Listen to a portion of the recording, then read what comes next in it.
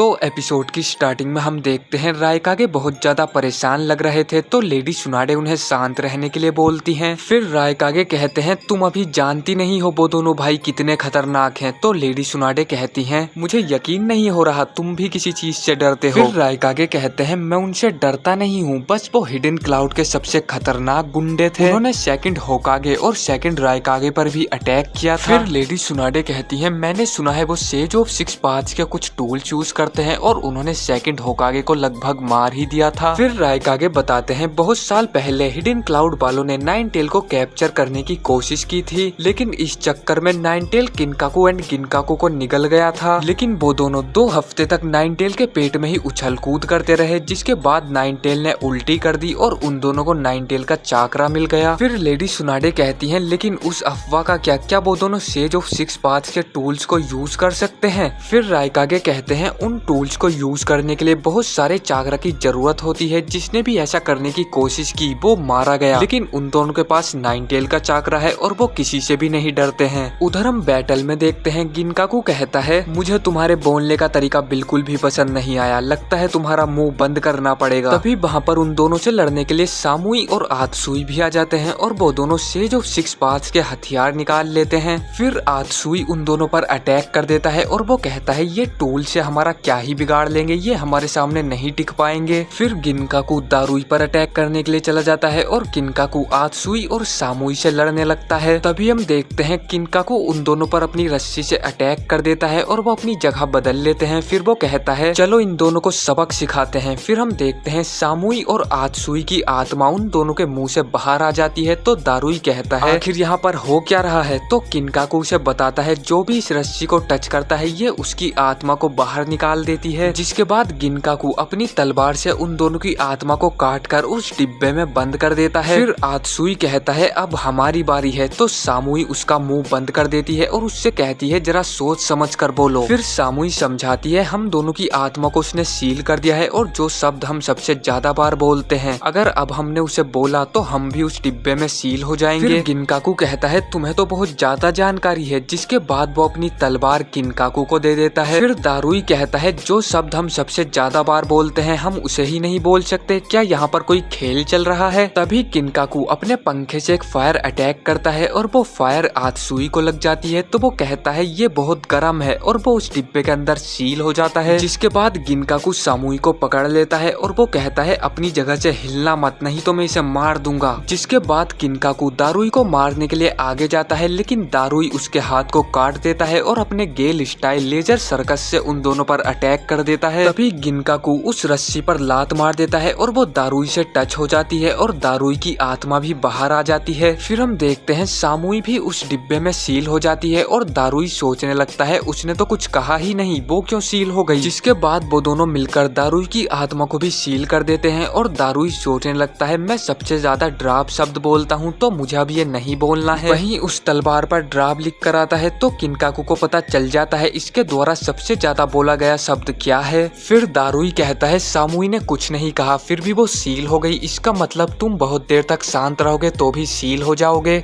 जिसके बाद दारुई उन दोनों की बेइज्जती करने लगता है और इसी बीच वो गलती से अपने शब्द को बोल देता है और वो भी सील होने लगता है। फिर दारुई अपनी गलतियों के लिए सभी को सॉरी बोलने लगता है। वहीं गिनकाकू कहता है अब हमें भी उस लड़ाई में चलना चाहिए। लेकिन हम देखते हैं दारुई तो सील ही नहीं हुआ था और वो उन दोनों पर अटैक कर देता है और गिनकाकू को वो रस्सी टच हो जाती है। फिर हमें पता चलता है दारुई सभी लोगों को सॉरी बोलता रहता था तो उसका सबसे ज्यादा बोला गया शब्द बदल गया और वो सील होने से बच गया। जिसके बाद दारुई अपने लेजर सर्कस से गिनकाकू पर अटैक करता है और उसकी आत्मा को सील कर देता है। लेकिन टूल यूज करने की वजह से उसका काफी ज्यादा चाकरा खत्म हो गया था और वो बहुत ज्यादा थक चुका था। तभी गिनकाकू अपनी आत्मा को सील होता देखकर बहुत ज्यादा डर जाता है और वो कहता है मेरी मदद करो गिनकाकू, और यही उसका सबसे ज्यादा बोला गया शब्द होता है और वो भी सील हो जाता है। वहीं हम देखते हैं गिनकाकू को बहुत ज्यादा गुस्सा आ जाता है और उसके अंदर से नाइन टेल का चाकरा बाहर आने लगता है और वो नाइन टेल की तरह एक बीस्ट बन जाता है। फिर दारुई कहता है ये तो पूरा नाइन टेल की तरह दिख रहा है और ये एपिसोड यहीं पर खत्म हो जाता है। तो अगर आपको वीडियो पसंद आई हो तो लाइक कर देना। पिछले सभी एपिसोड्स के लिंक आपको डिस्क्रिप्शन बॉक्स में मिल जाएंगे। मैं मिलता हूँ आपसे बहुत जल्द किसी नेक्स्ट एपिसोड में।